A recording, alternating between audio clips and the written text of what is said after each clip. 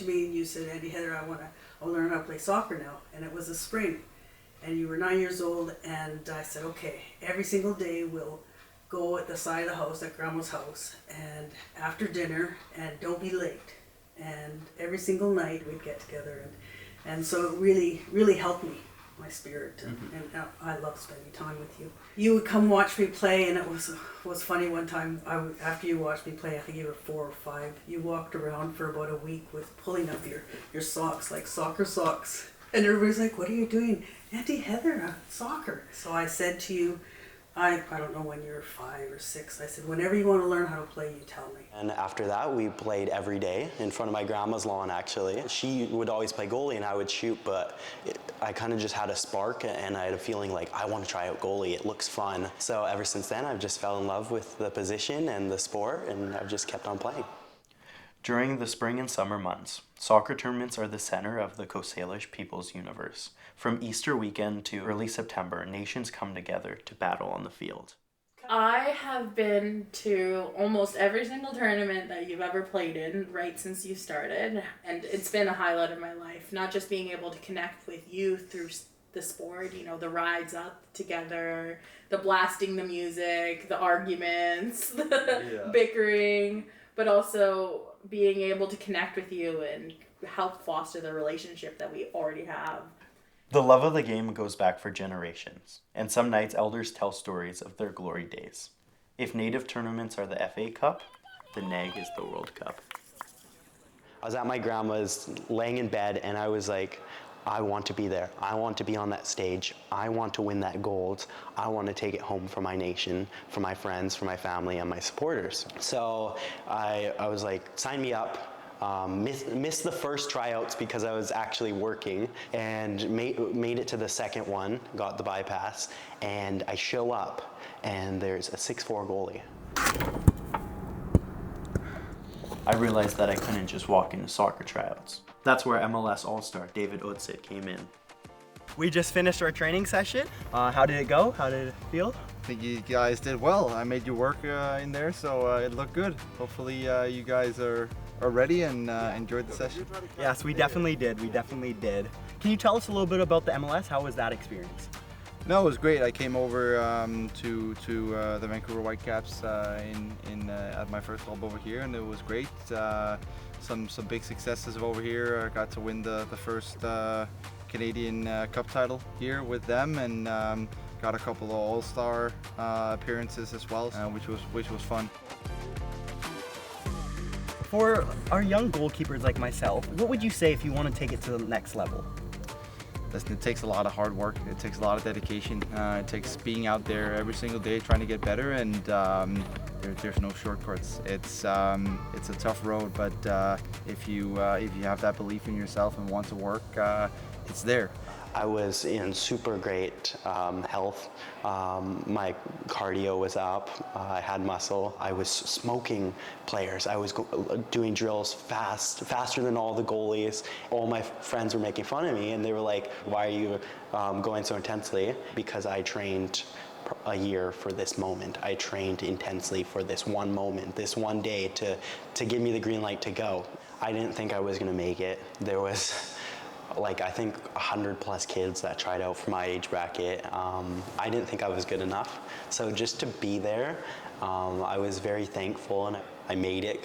I was just over the top excited, and even my teammates were like, "Why are you so happy, Richard? Why are you so happy?" I was like, because I'm playing on the biggest Indigenous stage on the world, the North American Indigenous Game that only happens every 4 years, so I was thankful. When we got there, we were only down to 14 players. We were supposed to have 18 on our roster and had 14.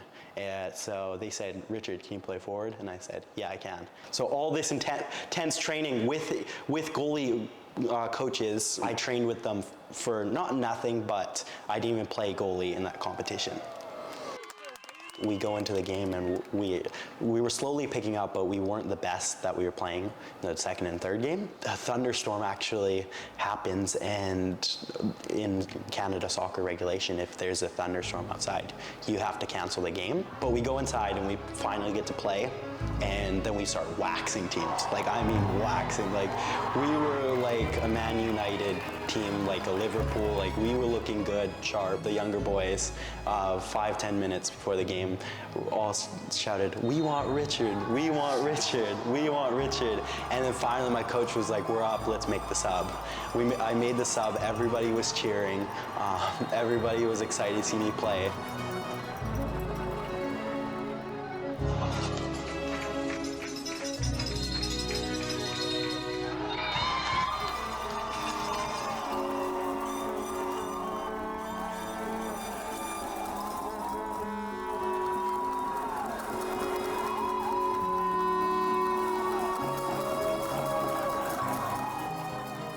So I didn't play for much, but it was enough for me to be overwhelmed with excitement.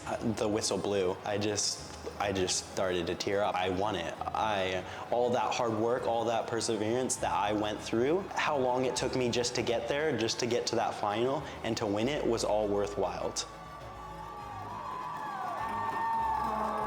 I was overwhelmed, I was flustered with emotion. The person who I was celebrating the most with was Isaiah Sparrow, one of my teammates. I've played with him so many years, ever since I was young, and we got to share that moment and we won it together.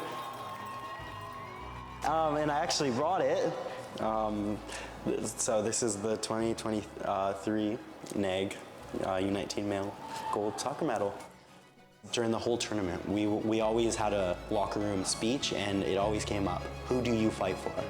And in that moment I realized I fought for everyone in that crowd, everyone on the sidelines, everyone playing, everyone who's watching on TV, and everyone who is supporting me. And I was just thankful.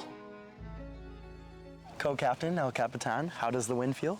Feels great. I mean, this is the dream that we've been waiting for, and to put it really in perspective, you know, is just amazing. And the feelings, the emotions that were brought from our whole team is just great to feel now. That made me feel amazing. The confidence it gave me, and the experience. The experience is something that I wouldn't be able to experience again. That first is always something that is amazing to me. The highlight of my trip is probably just seeing all the boys come together as one.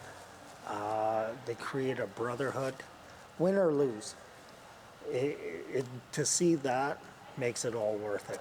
I wanted to give you an opportunity that I never had. When you came to Mikey and I and asked if you could play soccer, without hesitation, yes, of course. And yeah, I'm your #1 fan. Always have and always will be. And to put in all that hard work and how many pairs of soccer boots you've gone through, and it's great. It's a great feeling, and I want to see you keep on going.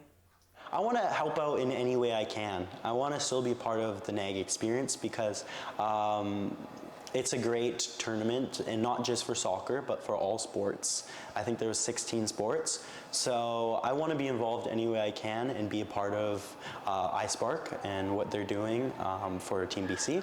So I think that's my plan. Maybe coach one of the teams, maybe win another gold medal or two. Be like my coach. His name's Dwayne. He has, I think it's 3, and it's just baller. He just has 3 gold medals. So I want to be like him.